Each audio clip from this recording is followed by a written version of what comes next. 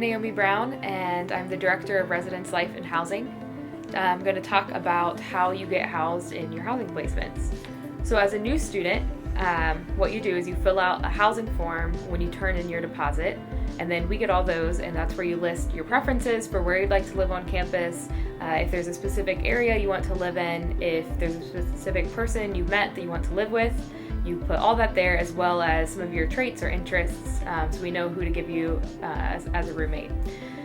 Then what we do is we house in order of deposit. So if you deposit earlier, you have preference in our housing system. And we go through and we try to pair people up and put them in a space where we think they'll be a good match. And then we send out those rooming and housing assignments to you over the summer, typically in June. So sometimes we have to make changes over the summer. If that's the case, then we'll definitely let you know that as soon as we can. But in general, that's the process for how you'd get housed as a new student. You can find information about your room on the website. It'll have things like the room dimension and the window dimensions, things like that, all on the website with pictures and things of the rooms. So once you come here and you're looking for your housing for the next year, we go through a process called the housing lottery.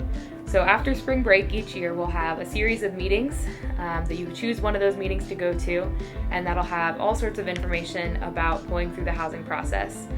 Before the housing lotteries, then you'll have a chance to do something called room squatting if you live in a traditional two-person room. And that's where, if you're currently living there, you and your roommate can decide that you want to live in that same space again the next year and sign up to do that. You can also apply to live in a single room, or if you meet one of our off-campus requirements, that's the time that you can apply to do that for the next year as well. Then in April, we'll have the housing lotteries, and at that time, what will happen is we'll announce a room, and the people that want to try to live in that room will bring up their points sheets with points that are based on how many credits you've earned as a student. And basically the people with the most points get to choose the room, and if you don't have the most points, then you have to try again for another room.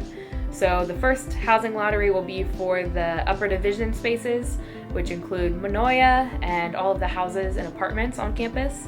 And then the second housing lottery the next week in April will be for the traditional spaces, which means Burritt, Joy, Jansen, Holtwick, Hood, and Tenney and Kenny. So through that process, you'll find a place to live and you'll get assigned to that, and that's where you'll live for the next year.